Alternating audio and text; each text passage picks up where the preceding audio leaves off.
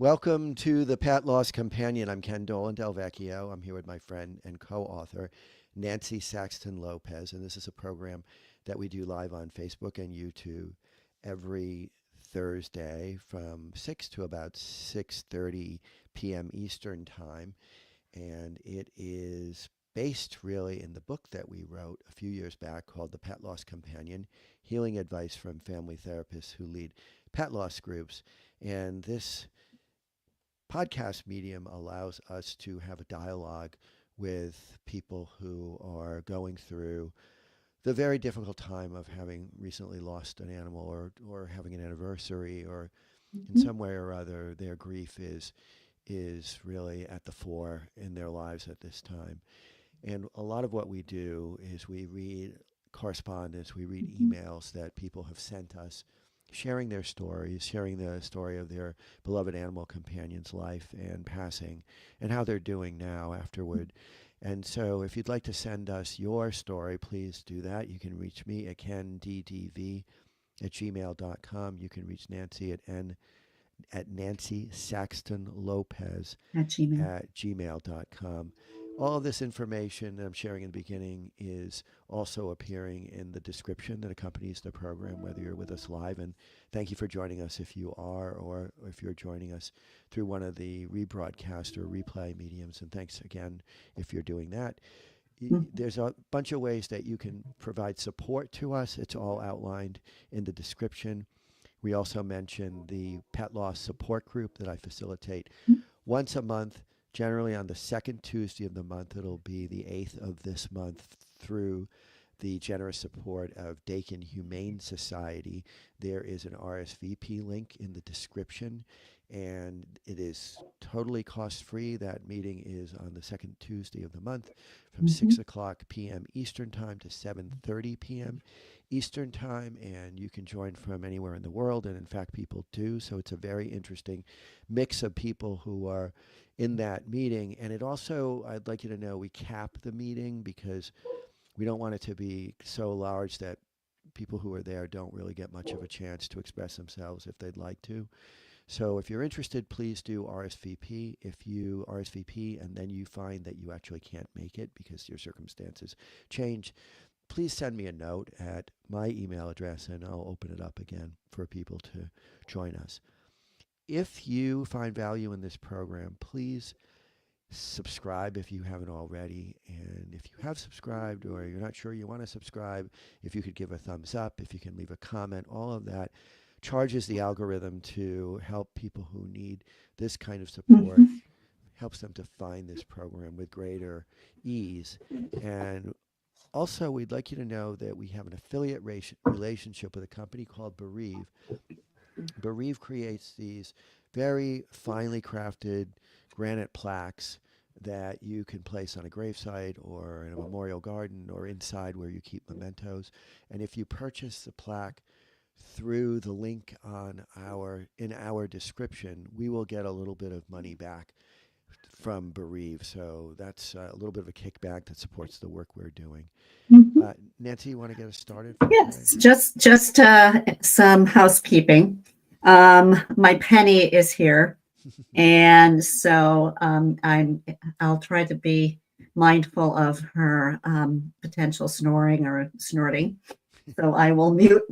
Um, and also, I'm having some microphone issues, so in case I go out, then you know why. We do have a story tonight, a lovely story, always heartwarming and heartbreaking, from Kira about her Ryleigh. And I'm going to share her email, and Ken is then going to share her story. Hi, Ken and Nancy. I came across your podcast in January, just a couple of days after the loss of my Cavachon, Ryleigh. She was 11 years old. The first few weeks were agonizing, and your podcast really helped me to not feel alone in my grief. So many of us who have lost our beloved pets experience many of the same feelings, most notably the guilt. 2 months later, I'm doing much better, but still enjoy listening to your podcasts and hearing the stories of others other people's beloved pets. You both do an incredible job of reading the stories and helping people navigate this journey of pet loss. Thank you. You are able to communicate our feelings and do so without judgment. I wrote this letter back in January to send you. Just writing it was incredibly cathartic, and Ken and I agree with that. And I would encourage everyone to do this, even if you don't share it. Mhm. Please feel free to share my letter. Although I still miss my Ryleigh every day and still cry many days, I've been able to process the loss through a gratitude and knowing she is always still with us in our hearts. For anyone lucky enough to get to spend some senior years with their dog, it is truly a blessing, and that gratitude really helps to focus on rather than the loss. The last thing I wanted to share that it has helped me, I read somewhere, um, I'm sorry, I'm reading from my phone.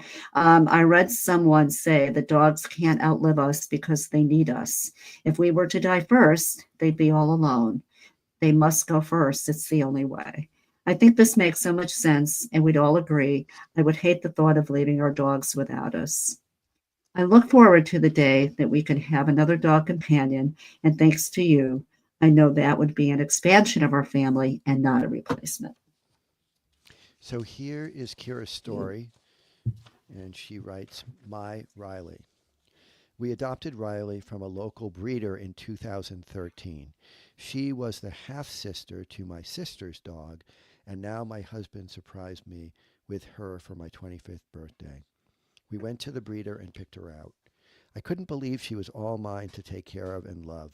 She was a crazy little puppy with so much energy. At that time, I was in the office 5 days a week and had to leave her, but would come home every day at lunch to let her out. I remember running late one evening and sprinting home because I couldn't bear the thought of leaving her in her crate another minute. Over the years, we went on many trips together and continued to build our special bond. She was always by my side. I can still picture the look on her face searching for me anywhere we were. She needed to know if I was staying or leaving a room or area. She was a terrible walker, as she'd insist on being right under our feet at all times. On car rides, she refused the back seat even when we bought her a car seat because she insisted on sitting on my lap. We lived in the city then, and I dreamed of a yard for her to run in. When I would see a big open field, I imagined her running through it. We moved out of the city in 2019, and she got her big yard. Of course, she spent most of her time canvassing the yard for various other animal poop. Oh my God. We know that. We know about that stuff. To eat or roll in, which drove us crazy. It was her yard, though. Every morning when I opened the garage door to let her out, she came running out, barking to let the deer know she was there. When I got pregnant, and that snorting is Penelope. when I got pregnant, I was looking forward to you having a bond with our child, and you did. Our daughter was born in February 2020, right before the pandemic. COVID allowed us to stay home together all the time. Us, our daughter, and you. You didn't miss a thing for years. We moved to Florida for 6 weeks in the winter of 2021, and you got to enjoy the sun and all the walks. As my first daughter grew up, you developed a special bond with her. I always taught her to be so gentle, but I didn't have to try hard because she saw the way I loved you and followed suit. She loved to hug you and kiss you. Her room was your favorite spot. You loved to sleep under her couch and on her bed. I enjoyed my second maternity leave with our second daughter with you by our sides too. You were always there to lick up the baby spit or get into a dirty diaper. Oh my gosh. You were so good though. With your crazy puppy days behind you, you were the perfect calm to the chaos of two young children, and I often looked to you for support. One of my favorite videos my daughter captured is me rubbing your belly and getting kisses while they were running around crazy.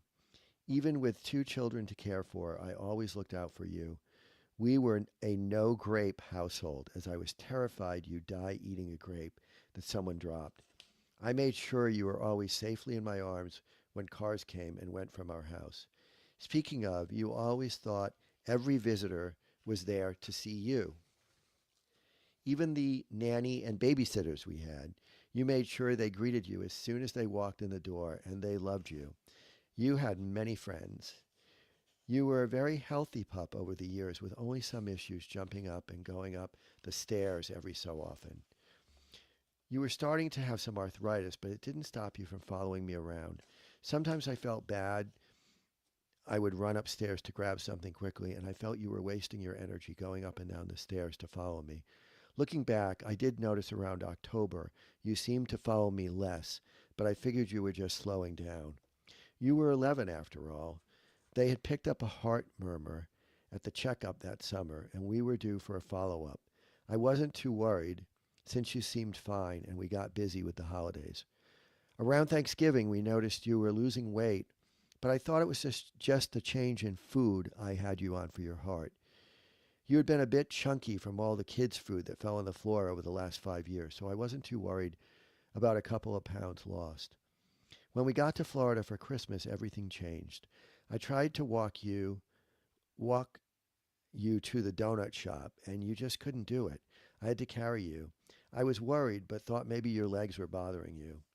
The weight loss, however, became more noticeable, and you didn't want your regular dog food. We took you to a vet in Florida when I noticed your belly looked very bloated. They said it was ascites and that it was most likely right-sided heart failure, and to follow up for a full diagnosis at home. I couldn't get an appointment at home for almost 10 days. Those 10 days were so hard. I could see you were not doing well, and I cooked you so much chicken and eggs and brought you home steak so you would eat, and you did eat it. It didn't make sense to go to an emergency vet at that point, so we waited. I was beating myself up, though, for thinking the grain-free diet you loved may have caused your heart murmur, and for not going to the follow-up appointment early in October to start you on meds that could have prevented this. Finally, on the day of our vet appointment, you had stopped eating, your legs gave out, and your breathing became labored. The quick decline was so unexpected, and I was worried that there was fluid in your lungs. When we got to the vet, they confirmed our worst fears. You had a huge mass on your heart, and that was compressing it. You had fluid in your lungs. There was really nothing to be done, and it was best for you if we said goodbye. She passed on January 8th, 2025. There was a sense of relief that it was nothing I did wrong, but of course I still carry the guilt of grief, wondering how much pain she was in or what we could have done differently those past couple weeks. I didn't want her to go through any more, though, and I know the way it played out was best for all of us. It would have been torture knowing any earlier that she was sick had we gone in October for a checkup, and if we had gone to the emergency vet while waiting for our regular vet appointment, we may not have had the comfort and trust to know it was time with our own vet. I know we wouldn't have said goodbye a day sooner, and I'm glad we didn't wait one more day either. It's been incredibly difficult not having you here. And I still wonder how we ended up here, as I was really thinking we'd have a couple more years with you.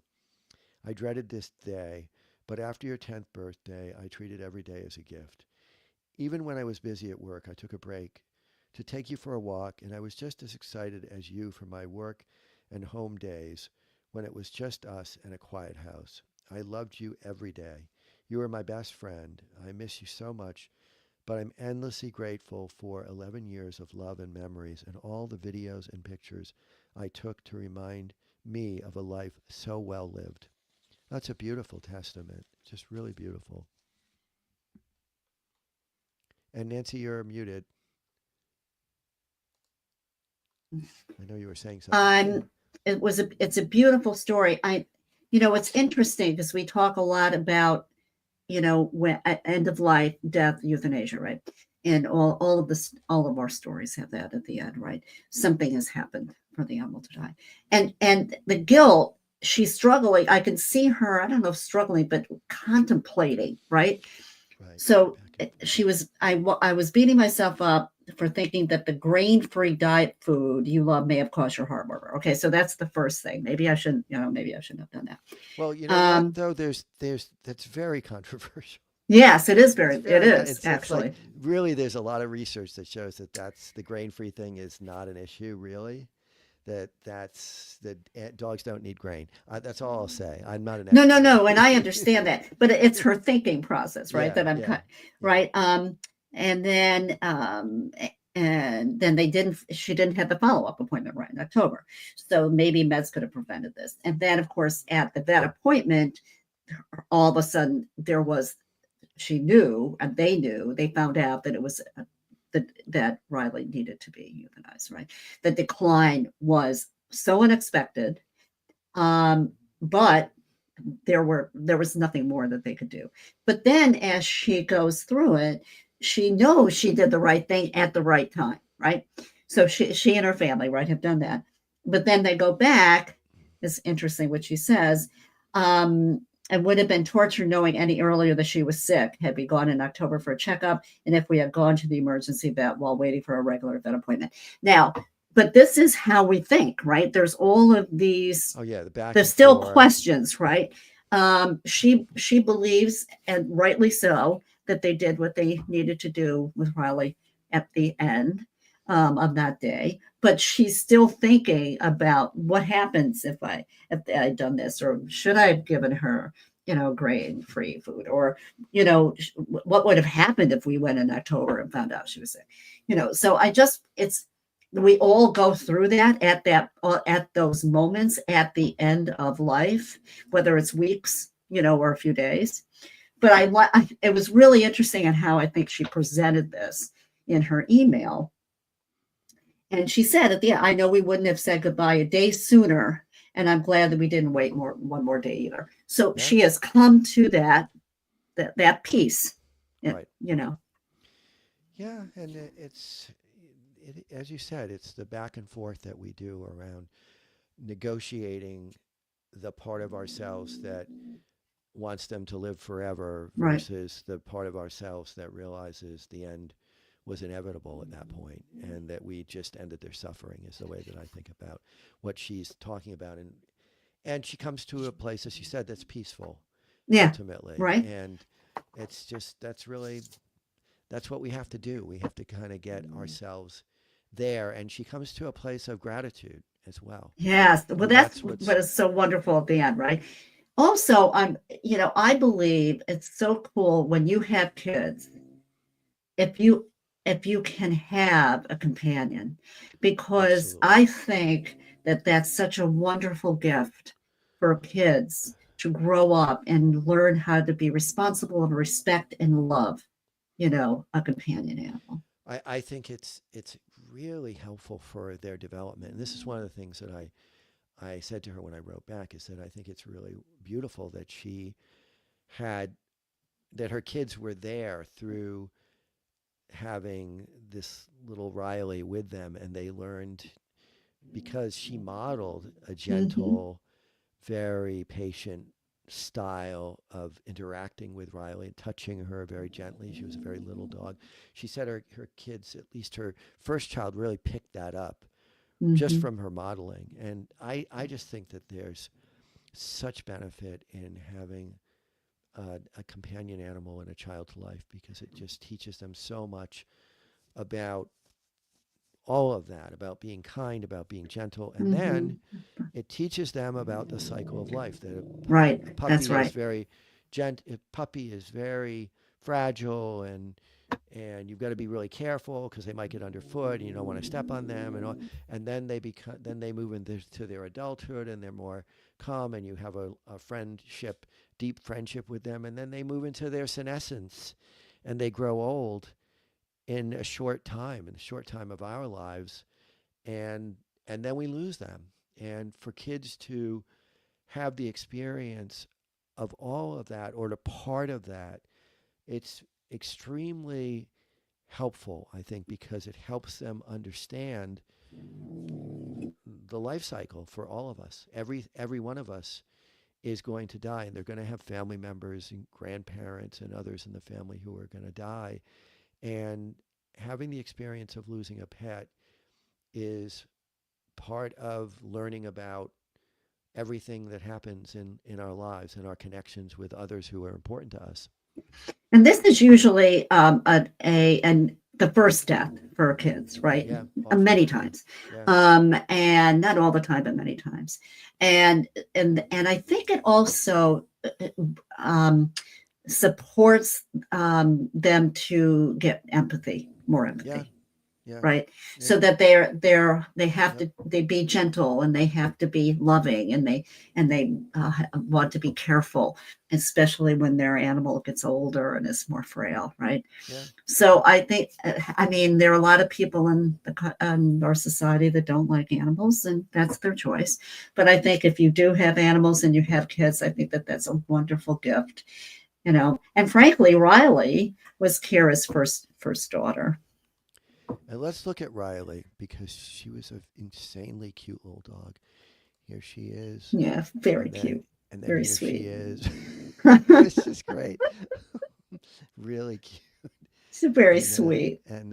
I had not heard of this A breed cava, or the a cava, cavachon, I think it is. yeah King. What is it? King Charles Cavalier Yeah, and Spaniel then a crossed with a bichon. Bichon Hmm. Frise, and so beautiful little dog, and sounds like she was just had a wonderful temperament and was a, they were a very loving family, and we're very happy that she shared with us, and we wish her well. She's a a month or so, couple months past the loss, so Right. maybe we'll hear from her how she's Okay. doing at The this other the point. other thing I like that what she said in the email, right? I also understand there will be no other Ryleigh, right? But we Yep. can love another Yeah. companion, Yep. right? Yep. So, which is, from the group that a lot of people, one of the questions, one of the most, talked about or asked question was, when do I get another, right?